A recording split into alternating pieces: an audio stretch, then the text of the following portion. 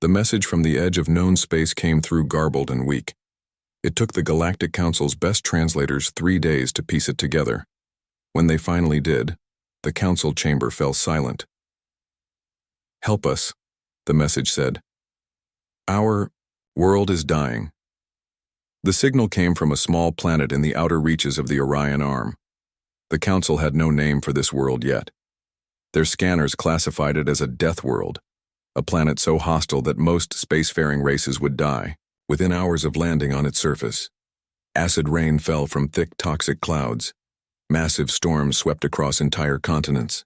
The ground itself was unstable, with frequent earthquakes and volcanic eruptions. Yet somehow, life had not only survived there, it had become intelligent. 3 weeks after receiving the message, Captain Tom White stood at attention in Admiral Reed's office on Earth's orbital command station. The Admiral was a tall, weathered man with gray hair and eyes that had seen too many battles. "At ease, Captain," the Admiral said, pushing a tablet across his desk. "I have your new assignment." Tom picked up the tablet and scanned the mission brief. His eyes widened slightly. "Sir, this is a distress call from an unknown species." "The Vex," Admiral Reed nodded. "First contact was made by a Council survey ship 2 weeks ago. They sent a small team down in heavy environmental suits. Most of them came back." "Most?" "The Vex world isn't friendly to visitors," Reed said with a shrug. "The Council has voted to send humanitarian aid." Tom kept reading the brief. "Sir, the path to this planet goes through crawl space." "Correct. The crawl have granted passage for a relief mission." Reed's face hardened. "But we have reason to believe they're lying."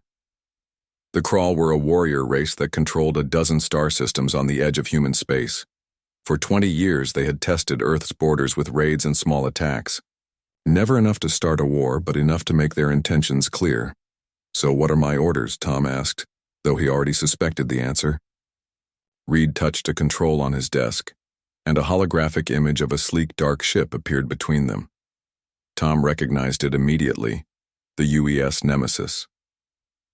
"You're not leading a relief mission, Captain. You're taking our newest warship to the edge of known space." The Nemesis wasn't just any warship. It was humanity's most advanced stealth destroyer, armed with experimental weapons and defensive systems that even the Council didn't know about. Tom had heard rumors about it, but had never seen it in person. "The Council thinks these Vex need doctors and supplies," Reed continued. "Our intelligence suggests they need protection. The Crawl have been too quiet about this new species. They're planning something." Tom studied the ship's specifications on the tablet. "A crew of 60? You'll select them yourself," Reed said. "I suggest people who understand harsh environments. This Vex world makes our worst places look like paradise." That gave Tom an idea. "I'll need freedom to choose my crew." Reed nodded. "Granted. The Nemesis will be ready in 48 hours. Choose wisely, Captain." 2 days later, Tom stood in the Nemesis's loading bay, watching as his hand-picked crew boarded the ship. He had chosen specialists who shared one common trait. They all came from Earth's most dangerous regions. His second-in-command, Jack, approached him with a tablet. "Final crew manifest, sir. All aboard." Jack had grown up in the Australian outback, in one of the dust reclamation zones. His skin was permanently tanned from years under the harsh sun, and he moved with the quiet efficiency of someone used to conserving energy. "Good," Tom said, looking over the list. "Engineering team?" "All set. Chief Engineer Maria has them running final checks now." Maria was born in the reclaimed deserts of North Africa. She understood how to keep machines running in environments that wanted to destroy them. Her team had been chosen from similar backgrounds: the Siberian Recovery Zone, the Amazon flood basins, the volcanic islands of the Pacific. Tom's security chief, Marcus, joined them. He was a large man with pale skin and ice-blue eyes, born in one of the Arctic settlements. "Weapon systems are online, Captain. All green." The Earth that Tom and his crew knew was classified as a Class 4 death world by galactic standards. Most alien species would die within hours of setting foot on its surface without protection. Humanity had evolved on a planet that constantly tried to kill them, with weather, predators, diseases, and natural disasters. It had made them tough, adaptable, and resourceful. What better crew to meet another species born from the same kind of forge? The Council is sending a ship with medical supplies and environmental engineers, Tom told his officers as they gathered on the bridge for pre-launch. They'll arrive in 2 weeks. Our job is to assess the situation before they get there. On Q, the main view screen, the Nemesis hung in space against the blue curve of Earth. It was 300 meters long with a dark hull that seemed to swallow light. Its lines were smooth and predatory like a shark.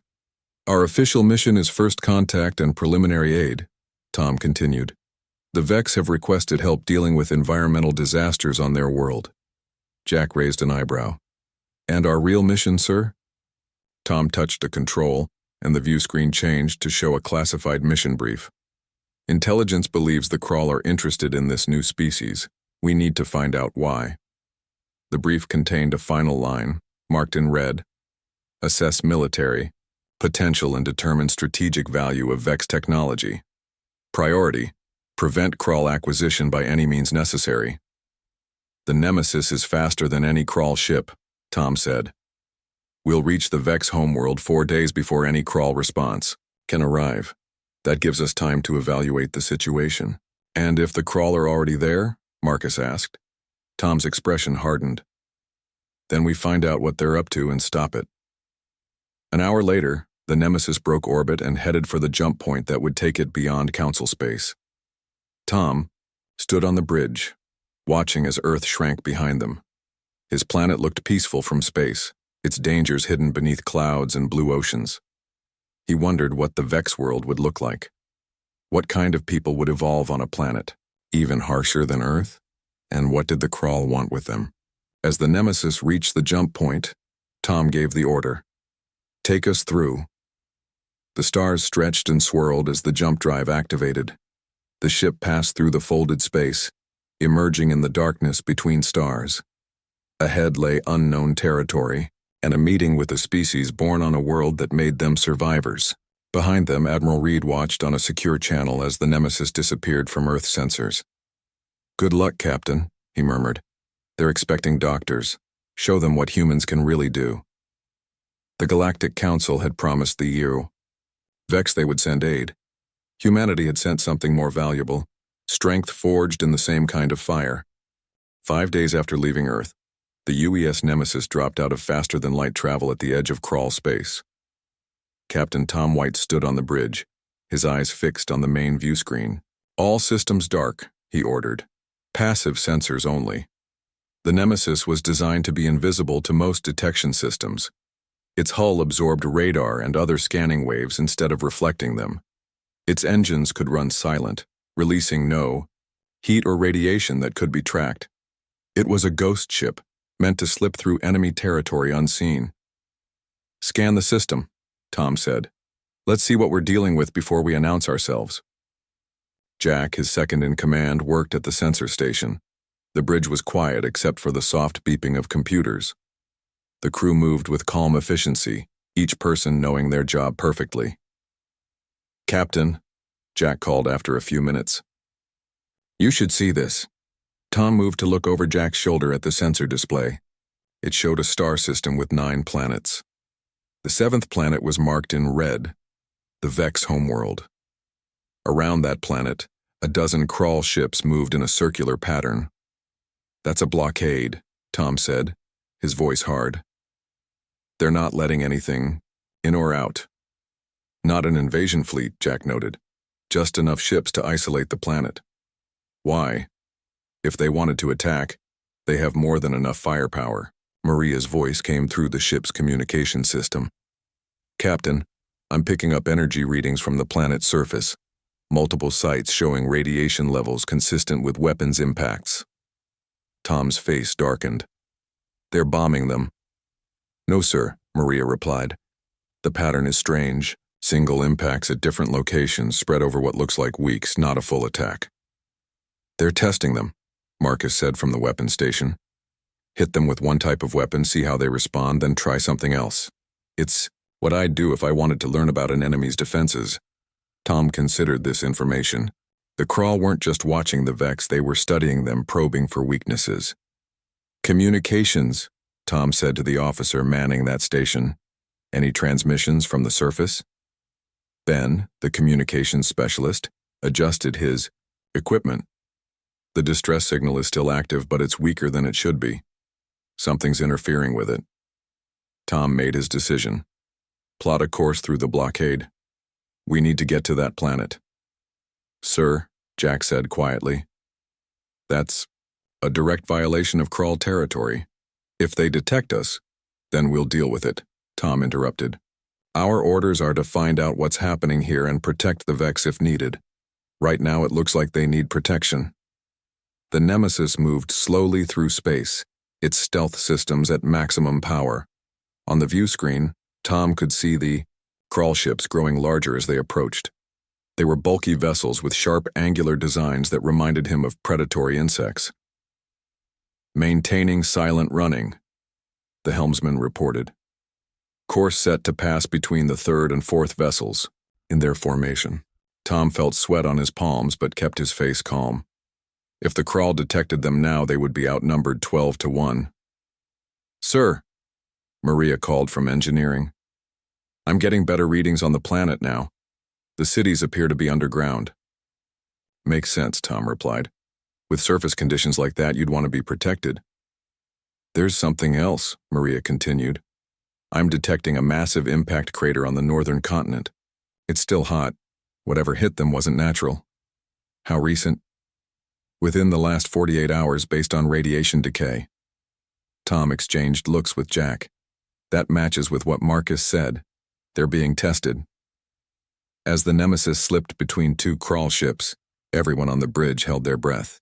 The enemy vessels were less than 5 kilometers away on either side, close enough to see details of their weapon ports and engine exhausts.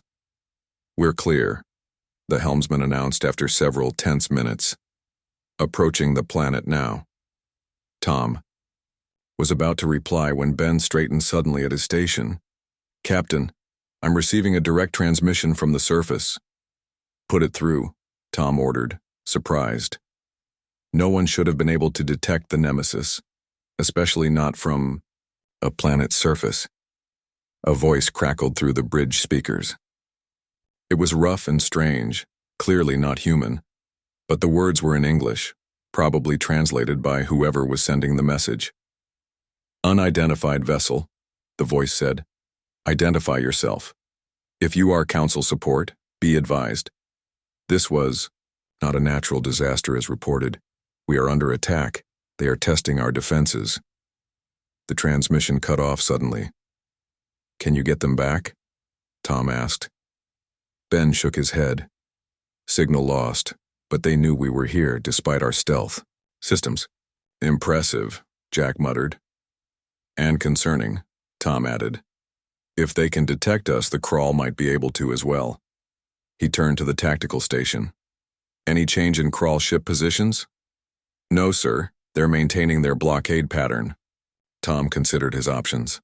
The mission had just become much more complicated. What had seemed like a humanitarian crisis was clearly now a military situation. The Vex were under attack, and the Crawl were systematically testing their defenses. Why? Take us into orbit, Tom ordered. Keep our profile as low as possible. But I want continuous scans of the surface. Find me a safe landing zone near that last impact site. As the Nemesis entered orbit around the Vex homeworld, the crew got their first clear view of the planet. It was a harsh landscape of jagged mountains and deep canyons.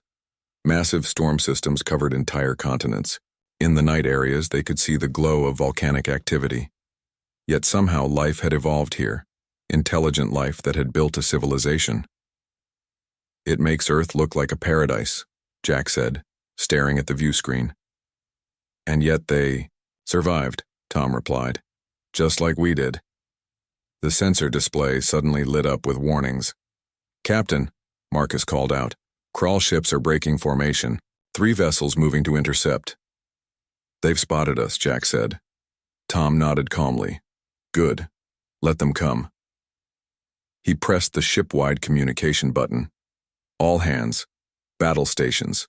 Prepare for combat and planetary landing operations. The Nemesis transformed from a silent ghost to a predator, its weapon systems powering up, shields activating. On the view screen, Tom could see the 3 crawl ships approaching, their own weapons glowing as they prepared to fire. "Sir," Ben called from communications. "I'm receiving another transmission from the surface." "Put it through." The same rough voice came through, clearer this time. "Unknown vessel, this is Commander Rock of the Vex Defense Force. We have detected crawl ships moving toward your position. Are you in need of assistance?" Tom couldn't help smiling at the irony. They had come to help the Vex, and now the Vex were offering to help them. "This is Captain Tom White of the United Earth Fleet vessel Nemesis," he responded. "We received your distress call. We're here to help."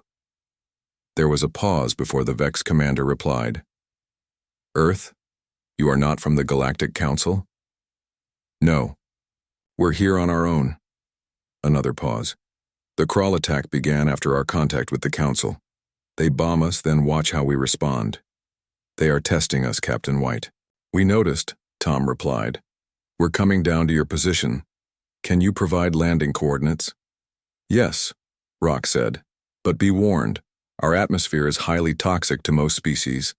The Council representatives required full environmental chambers to survive here." Tom looked at Jack, who was already checking the atmospheric readings. Jack nodded. "Our environmental suits should handle it. It's nasty, but not worse than the Jupiter mining colonies." "We can handle it," Tom told the Vex. "Commander, we come from a world that's considered harsh by galactic standards." "A death world?" Rock asked, surprise evident even through the translation. "Yes. Earth is classified as a Class 4 death world." There was a long silence before Rock responded. "Then perhaps you will understand us better than the Council does. I am sending landing coordinates now. We will prepare for your arrival."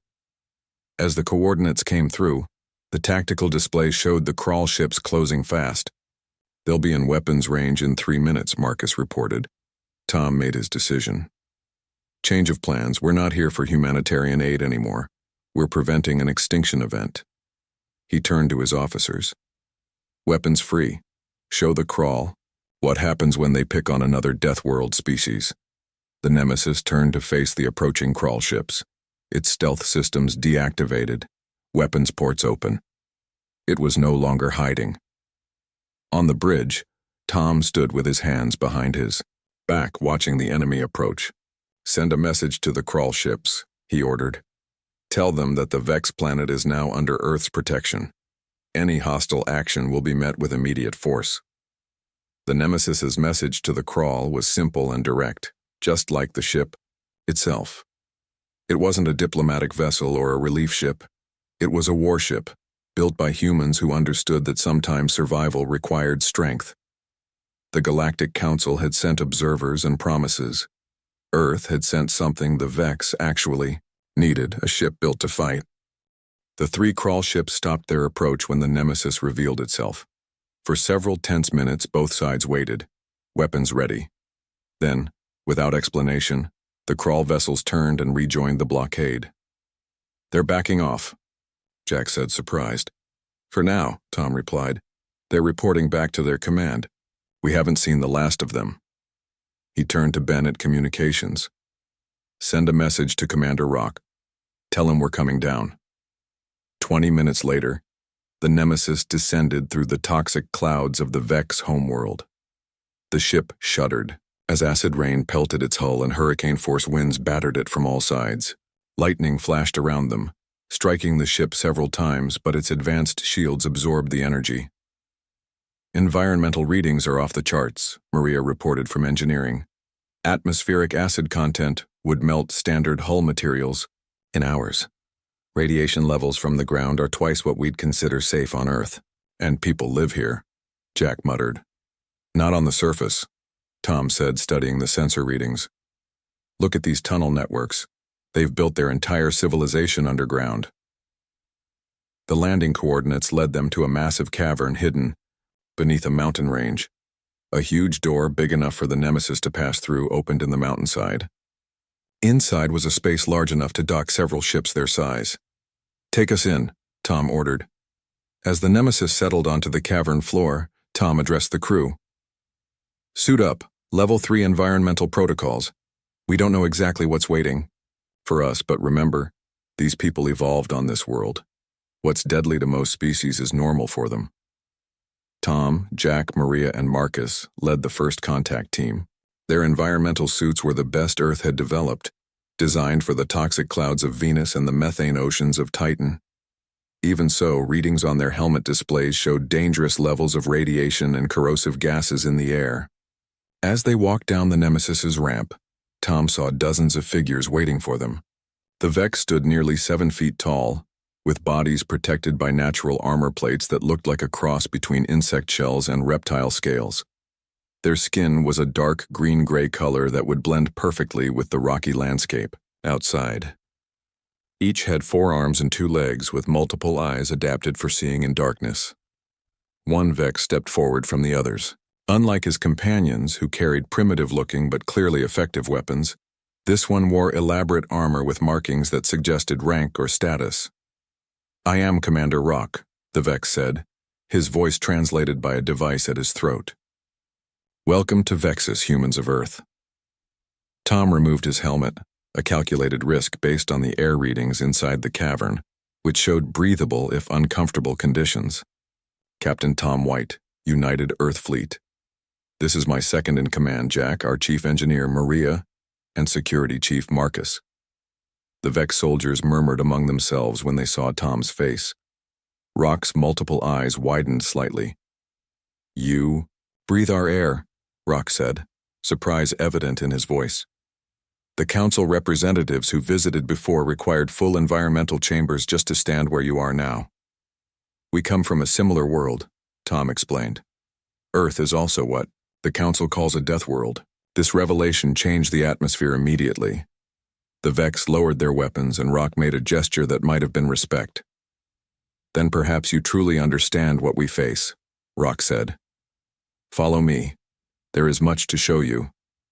Rock led them through tunnels large enough for the tall Vex to walk comfortably. The walls were reinforced with metal beams and lined with pipes and cables. Smaller tunnels branched off in all directions. "Our ancestors moved underground 10,000 years ago," Rock explained as they walked. "The surface was too dangerous for permanent settlements. Down here we found protection from the storms and radiation." "And you built an entire civilization," Maria said, looking at the complex engineering around them with professional appreciation. "We adapted," Rock replied simply, "as your kind must have done on Earth." They passed chambers filled with hydroponic gardens where strange plants grew under artificial light. Other rooms contained machinery that hummed with power, purifying air and water for the underground city. "The Crawl have been bombarding our surface for 3 cycles," Rock continued. "Not enough to destroy us, but enough to test our responses. Our defensive capabilities. They drop one bomb, watch how we adapt, then drop a different one." "Why?" Tom asked. "What do they want from you?" Rock led them into a large chamber that appeared to be a command center. Dozens of Vex worked at control stations, monitoring systems that kept their underground city functioning. On large screens they could see the surface where acid rain fell in sheets and lightning split the dark sky. "The council sent a survey ship 6 weeks ago," Rock said. "They took samples, expressed sympathy for our difficult living conditions, and promised aid." His voice carried bitterness. 2 days after they left, the first Crawl bombs fell. "The council told the Crawl about you," Tom said, understanding now. "Or the Crawl were watching the council," Jack suggested. "Either way, they found out about the Vex and moved in." Rock touched a control panel, and one of the screens changed to show a map of the planet with 18 points marked in red. "Impact sites," Rock explained. "Each testing a different weapon. They're methodical. They want to know our vulnerabilities before they launch a full attack." "But why?" Maria asked. "What makes your planet worth this effort?" Rock was silent for a moment, then gestured for them to follow again. They walked deeper into the complex, passing through several security checkpoints where armed Vex guards scanned them before allowing them to proceed. Finally, they reached a heavily reinforced door. Rock placed his hand on a scanner and the massive door slid open. Inside was a laboratory. In the center was a twisted chunk of metal, wreckage with the distinctive angular design of crawl technology. "We may be under attack," Rock said, "but we are not defenseless. This was a crawl scout ship that ventured too close to our defense perimeter 3 weeks ago." Tom examined the wreckage with interest. The metal was twisted and melted in ways he hadn't seen before. "What weapon did this?" Marcus asked, professional curiosity evident in his voice. Rock made a sound that might have been pride. "Our surface conditions create unique minerals. We've developed weapons that can penetrate crawl shields, but we lack delivery systems that can reach orbit." Tom looked at Maria, who was already scanning the Vex technology with undisguised interest. "The Nemesis has orbital strike capabilities," Tom said. "And you would use them to help us?" Rock asked, skepticism evident in his voice. Tom nodded. "The Crawl are our common enemy. But I need to understand what they're after. This isn't just a random attack." Rock hesitated, seeming to make a decision. Then he activated another control panel. A section of the floor opened, revealing a lift platform. Rock gestured for them to step onto it. The platform descended deep into the planet's crust. Tom's suit. Sensors showed increasing temperature and radiation levels as they went down. After several minutes, they stopped in a vast cavern, much larger than any they had seen before. The entire space glowed with an eerie blue-green light that came from thousands of crystal formations growing from the walls and ceiling. The crystals pulsed with what almost seemed like a heartbeat. "We call it living metal," Rock said, his voice reverent. "It bonds with organic tissue without rejection. Our bodies incorporate it naturally." He held out one of his forearms, and Tom could see how the Vex's natural armor had the same faint glow as the crystals. "The Council researchers were very interested when they discovered this," Rock continued. "They took samples, asked many questions about how we use it." "And the Crawl want it for weapons," Jack said, understanding dawning on his face. Rock's expression darkened. "They want it to become unstoppable. Imagine their ships with hulls that repair themselves. Imagine their soldiers with armor that grows stronger with each attack." Tom understood now. This wasn't just about conquering a planet or subjugating a species. The Crawl wanted the living metal to transform their already formidable military into something the galaxy had never seen before. Before he could respond, alarms blared throughout the complex. The crystals around them pulsed faster, as if responding to the danger. A Vex voice came through a communication system, speaking urgently in their language. Rock's posture stiffened. "They're starting another bombardment," Rock told the humans. "A larger payload this time. Multiple impacts targeting our main defense systems." "They're accelerating their timeline," Tom said grimly. "They know we're here." Rock nodded. "Our deepest shelters may withstand the attack, but our surface defenses will be crippled." Tom made his decision instantly. "All of you, back. To the Nemesis. We're taking this fight to orbit." As they rushed back toward the ship, Tom activated his communicator. "Nemesis, this is the captain. Prepare for immediate launch. All weapon systems online. We're going hunting." Behind them, the living metal crystals pulsed with energy, almost as if they understood the battle that was about to be fought over them. The Crawl had been testing the Vex, probing for weaknesses. Now they would discover what happened when you threatened not one Deathworld species but two working together. The Nemesis rose through the atmosphere of Vexus, its advanced hull absorbing the punishment of the toxic environment. Lightning strikes glanced off its shields, and acid rain sizzled against the metal. But the ship was built for harsh conditions, just like its crew. In orbit, 3 Crawl destroyers had moved into position for another bombardment run. They were targeting the Vex defense systems, preparing for what would likely be a final attack to cripple the planet's ability to fight back. "They don't know what we are yet," Tom observed from the captain's chair as he studied the tactical display. The Krull ships were maintaining their bombing patterns, ignoring the human vessel as it emerged from the planet's atmosphere. Let's introduce ourselves. The Nemesis dropped its stealth field, weapons systems powering up in sequence. On the bridge, Marcus stood at the tactical station, his fingers moving across the controls with practiced efficiency. Target their lead vessel, Tom ordered. All batteries fire when ready. The human warship released a barrage of missiles and energy weapons that tore through space toward the unprepared Krull destroyer. The alien vessel had its shields focused downward, toward the planet. It never saw the attack coming from behind. They-2. Nemesis's weapons ripped through the destroyer's engines and power core. The Krull vessel listed to one side, secondary explosions rippling along its hull before it went dark. Direct hit, Marcus reported. Their main power is down. Life support, failing. The remaining Krull ships responded immediately, pivoting to face this new threat. Their weapons charged and emergency signals flashed between them. They're trying to identify us, Ben reported from communications. They're asking if we're council enforcement. Let's not disappoint them, Tom replied with a grim smile. Broadcast. On all frequencies, Identity Package Omega-3. This was a calculated risk. Protocol Omega-3 was reserved for situations where intimidation was the primary goal. It contained footage from human Krull conflicts, specifically battles where human ships had prevailed against overwhelming odds. It was designed to remind the Krull of previous defeats at human hands. The Krull response was immediate. Both remaining destroyers broke off their attack on the planet and oriented toward the Nemesis. They're powering up main weapons, Marcus reported. Evasive pattern.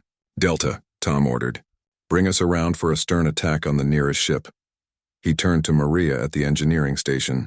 I need maximum power to forward shields. The Nemesis moved with surprising agility for its size, dancing between enemy weapon barrages. Unlike the council ships the Krull were accustomed to fighting, the human vessel didn't flee or maintain distance. It charged directly at the enemy. They're trying to contact us, Ben announced. Put them through. The bridge display flickered to show a Krull commander. The alien had a reptilian face with scales that shifted color with his emotions, currently a deep red that humans had learned indicated anger or aggression. His uniform was black with silver markings of rank. Human vessel, the Krull commander hissed, his voice translated by the ship's computer. This planet is claimed for the Krull Empire. Your interference violates. This planet belongs to the Vex, Tom interrupted, standing from his chair. And it's under Earth's protection now. The Krull's scales rippled with color. You have no authority here. The Council has already designated this system for resource development. We're not here representing the Council, Tom said, his voice calm but firm. We're here representing Earth, and we have a simple message. Leave this planet, or we'll remove you. The Krull commander's scales shifted slightly to a pattern that suggested amusement. You are one ship. Our fleet approaches. You have hours at most. Check your long-range sensors, Tom replied. You might find we're not as alone as you think. It was a bluff, but one based on careful calculation. The Nemesis had transmitted data about the Vex and their living metal back to Earth Command the moment they'd confirmed its existence. Standard protocol would dictate sending additional forces once the strategic value was assessed. The Krull commander cut the transmission. Their ships are pulling back to defensive positions, Marcus reported. They're not retreating, but they've stopped the bombardment. They're waiting for reinforcements, Jack said from beside Tom. Tom nodded. So are we. The question is, whose will arrive first? Maria's voice came over the comm from engineering. Captain, I've been working with the data from the Vex technology. If we integrate some of their mineral compounds into our missile guidance systems, we could increase penetration by 300%. How quickly can you make the modifications? 6 hours for a full weapons refit. We'll need more of the living metal from the Vex. Tom thought for a moment. Contact Commander Rock. Tell him what we need. While the Nemesis maintained orbit, watching the Krull ships and scanning for approaching vessels, work began below. The Vex, seeing an opportunity to strike back at their attackers, quickly gathered the materials Maria had requested. Small Vex craft, designed to operate in the harsh atmosphere of their world, launched from hidden bases on the surface.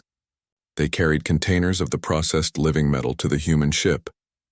In the Nemesis's engineering bay, Maria directed the operation to integrate the alien material into their weapon systems. The living metal seemed to respond to their work, almost as if it understood its purpose. "It's remarkable," Maria told Tom during a progress update. "The material doesn't just conduct energy, it amplifies it, and it seems to adapt to whatever we connect it to." "Will it work?" Tom asked simply. Maria nodded. "Better than we expected. The Vex engineers have been incredibly helpful. They understand things about this material that would have taken us years to discover." On the bridge, Jack monitored the long-range sensors. Still no sign of Earth reinforcements or the crawl fleet. "Keep scanning," Tom ordered. "If the crawl are bringing a fleet, I want to know exactly when they'll arrive." Hours passed as the work continued. The Nemesis and the two remaining crawl destroyers maintained their positions, watching each other across the void of space.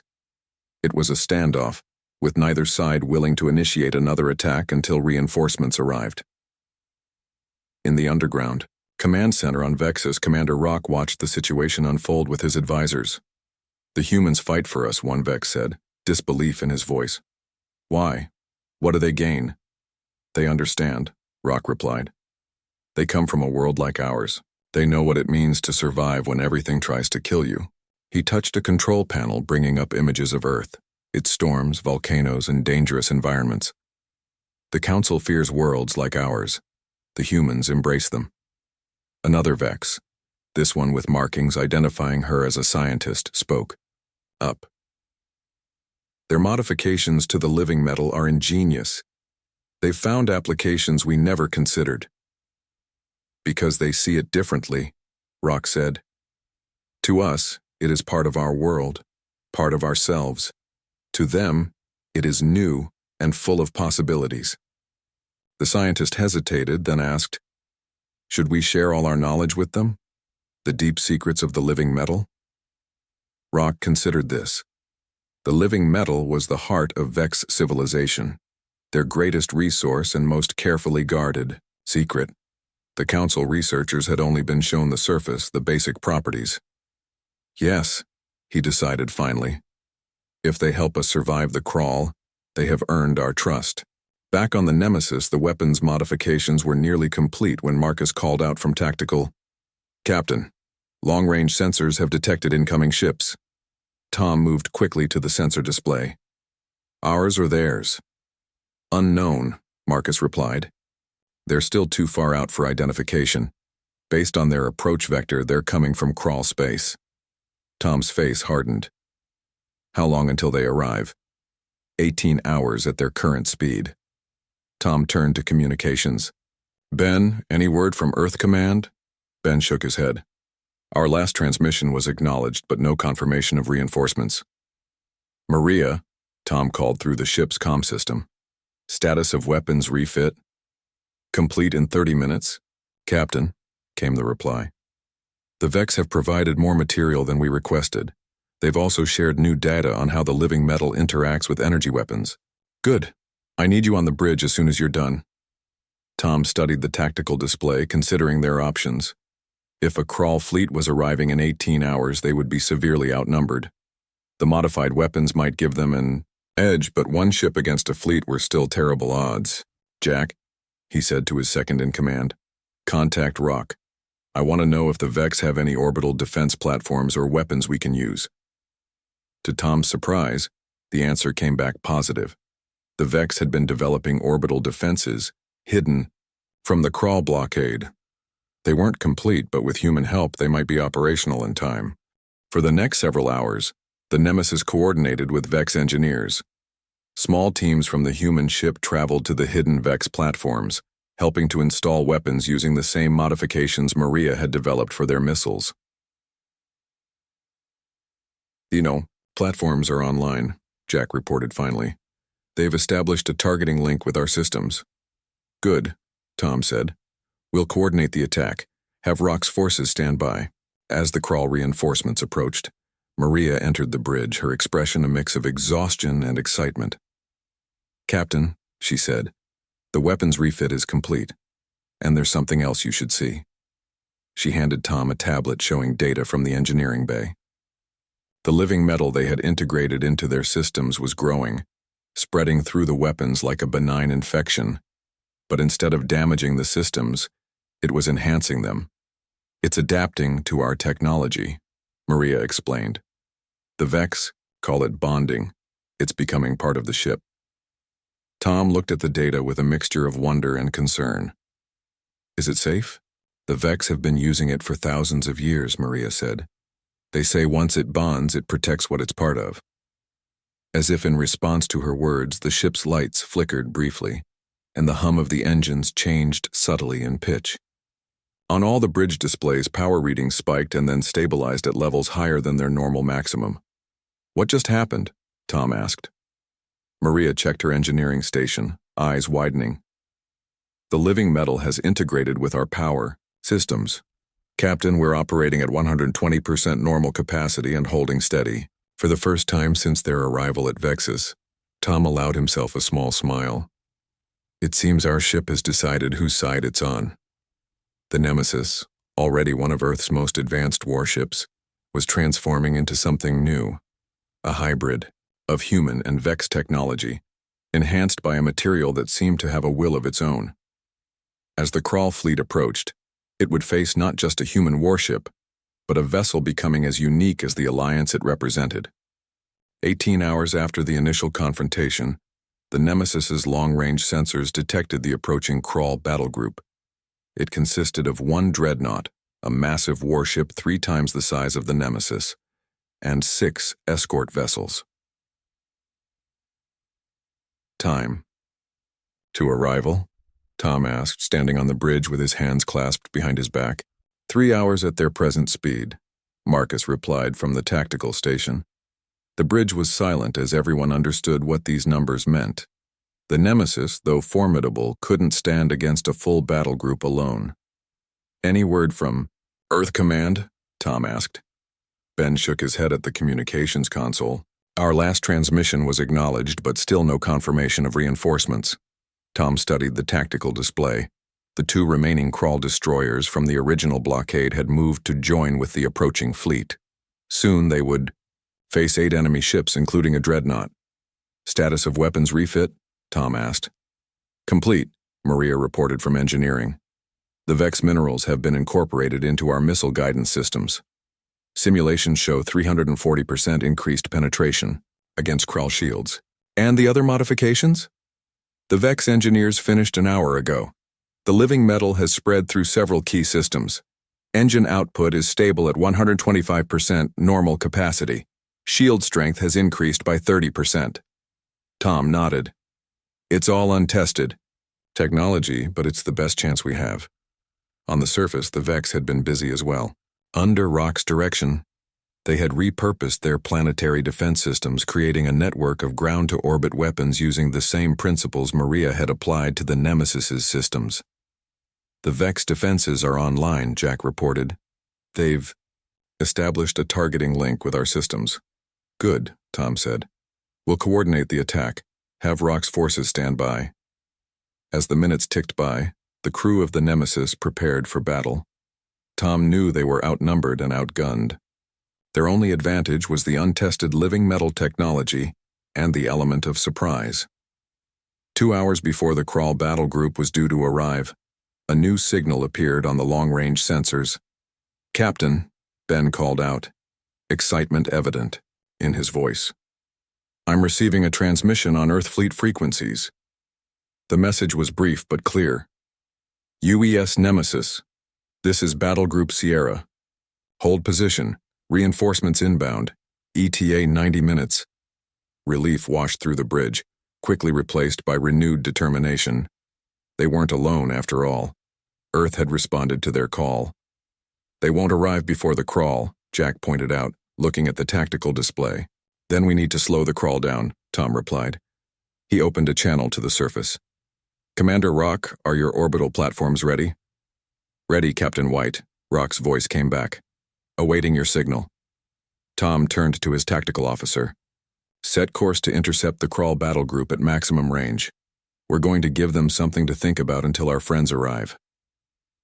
The Nemesis accelerated toward the approaching enemy, a single ship charging toward 8. On the tactical display, a countdown timer showed 87 minutes until Earth reinforcements would arrive. We just need to hold them off for less than an hour and a half, Tom told his crew.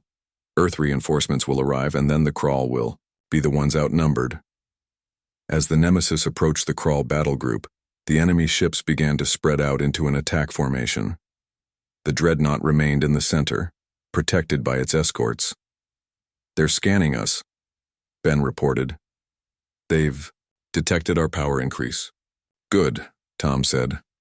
Let them wonder what they're facing.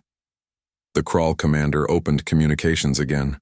On the view screen, his scales had darkened to a deep purple, a color humans had learned indicated confidence or aggression. Human vessel, he said. You have been warned. Your destruction is now inevitable. Surrender and your crew may be spared. Tom didn't respond to the taunt. Instead, he gave the order. All batteries fire. Vex orbital platforms commence attack. From the planet below, dozens of energy beams lanced upward, perfectly coordinated with the Nemesis's attack. The Vex weapons, designed to penetrate the unique shielding of Crawl vessels, struck with devastating accuracy. 2 of the Crawl escorts took direct hits, their shields flickering and failing under the combined assault. The Dreadnought remained undamaged, but the Crawl formation broke as the ships moved to evade the unexpected planetary attack. They didn't know about the orbital platforms, Jack said, watching the enemy ships scatter. The Vex have been busy, Tom replied. Evasive pattern Omega. Keep moving, don't give them a stationary target. The Crawl escorts broke formation, some turning to engage the Nemesis while others attempted to target the planetary defense platforms. The Dreadnought pressed forward, focusing its massive firepower on the human ship. Evasive maneuvers. Tom ordered as the ship shuddered under enemy fire. Maintain distance from the Dreadnought. Target the escorts first. For the next hour, the Nemesis executed a dangerous dance, drawing Crawl fire while coordinating with the Vex ground batteries. 2 Crawl escorts were disabled, a third heavily damaged, but the human ship had taken hits as well. Shield generators at 30%, Maria reported through the comm system. Hull breaches on decks 3 and 4, automated systems containing the damage. The tactical display now showed 23 minutes until Earth reinforcements would arrive. The Crawl, Dreadnought recognizing the threat, was pressing its attack, trying to finish the Nemesis before help could arrive. The Dreadnought is launching boarding craft, Marcus warned. They're targeting our damaged sections. Tom made a quick decision. Set collision course with the Dreadnought. Sir? Jack questioned, shock evident in his voice. Not to ram them, Tom explained. Close enough for point-blank missile deployment. Maria's modifications will work best at minimal range. The Nemesis dove toward the massive Crawl vessel, absorbing punishing fire as it closed the distance. The Dreadnought, surprised by this seemingly suicidal maneuver, adjusted its weapons too slowly to stop the human ship's approach. All power to forward shields, Tom ordered. Prepare missiles for manual detonation on my mark. At point-blank range with the Dreadnought filling the view screen, Tom gave the command. Fire all missiles. Detonate on contact with their shields. The eye. Nemesis released its entire complement of modified missiles, then veered away sharply. The weapons, now infused with the Vex living metal, phased partially through the Crawl shields before detonating.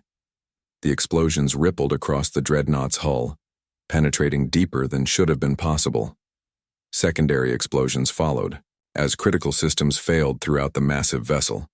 The Dreadnought's weapons are offline, Marcus reported, unable to keep the surprise from his voice. They're venting atmosphere from multiple decks. And our reinforcements? Tom asked. 17 minutes out. Tom opened a channel to the damaged Crawl flagship. Crawl command, your vessels are disabled or destroyed. Earth forces will arrive in minutes. Your options are surrender or destruction. For long moments, there was amber, no response. Then the Crawl commander appeared on screen again. His bridge was dark, emergency lighting casting harsh shadows across his face. His scales had faded to a pale gray, a sign of shock or defeat. "This is not over, human," he said. Simply, "The Empire will return." "When they do," Tom replied, "they'll find Earth and the Vex waiting for them." The surviving crawl vessels began powering up their FTL drives, preparing to retreat. Even the damaged dreadnought, operating on emergency power, managed to activate its engines. 73 minutes later, the United Earth Fleet Battle Group Sierra arrived in the system. 5 heavy cruisers and their escorts, a force that could have easily destroyed the Crawl battle group. Admiral Williams, commanding from the flagship, contacted the Nemesis. "Captain White, report status." Tom, standing on his damaged bridge, smiled slightly. "Mission accomplished, Admiral. The Vex homeworld is secure and we've established first contact with a promising new ally. The Crawl? Retreated, but they'll be back. They know the value of what's here now." The Admiral nodded. "As do we. Earth Command has designated this system a strategic priority. You're to begin immediate diplomatic negotiations with the Vex leadership." Later, standing in the Vex Command Center alongside Rock, Tom watched as human and Vex engineers worked together, examining technologies, sharing ideas, finding common ground. "Your council said they would send aid," Rock observed. "Instead, you sent a warship." "We sent what you needed," Tom replied. "On Deathworlds, you learn quickly that survival comes before comfort." Rock made a sound that might have been laughter. "The Crawl think us weak because our world is harsh. They do not understand that harsh worlds breed strength." "The Crawl will learn," Tom said, watching as the first formal alliance between 2 Deathworld species took shape around them.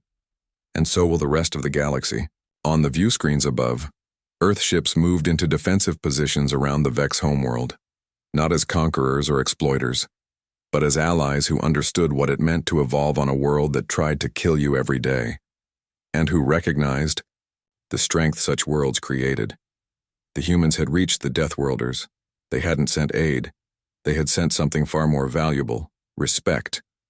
And in the harsh emptiness of space, 2 species born from fire had found in each other something the rest of the galaxy lacked: understanding.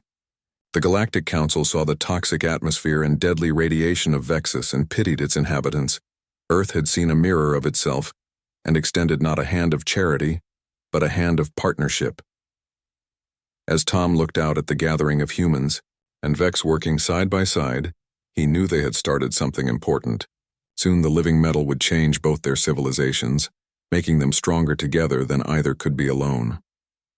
"Captain White," Rock said, interrupting his thoughts. "Our scientists have examined your ship. The living metal has bonded completely with your systems. Is that a problem?" Tom asked. "No," Rock replied. "It is an honor. The metal chooses what it bonds with. It chose your ship, your crew. It recognizes kindred spirits." Outside the viewports, the harsh surface of Vexus stretched beneath toxic clouds, beautiful in its deadly way. Above, the Nemesis orbited, its hull now bearing a faint blue-green glow that matched the living metal in the caverns below. 2 Deathworlds had met, and the galaxy would never be the same.